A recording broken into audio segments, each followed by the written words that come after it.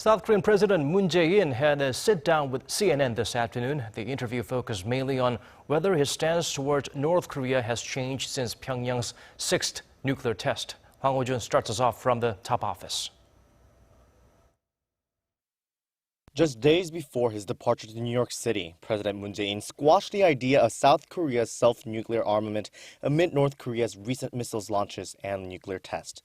In a one-on-one interview with CNN on Thursday afternoon, President Moon said he doesn't agree Seoul needs to develop its own nuclear weapons or relocate U.S. tactical nuclear weapons to the Korean peninsula, as such move could lead to a nuclear arms race in the region. However, he did highlight that Seoul needs to develop its own military capabilities amid Pyongyang's nuclear advancement. Regarding the latest UN Security Council resolution on the regime, the South Korean leader said the adoption is meant to prevent any war-triggering act and is now up to North Korea to make the right conditions for peace and dialogue. President Moon emphasized the international community, let alone South Korea, will never accept a nuclearized North Korea.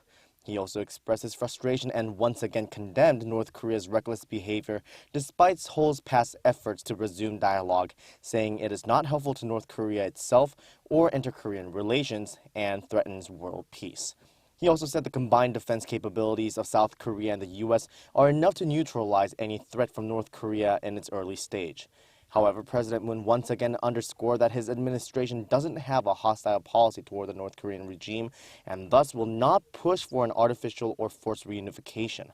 President Moon will fly out to New York next Monday, where he will deliver a keynote speech during the 72nd UN General Assembly, seeking the international community's consensus on North Korea's nuclear issues. Hwang Ho-jun, Arirang News.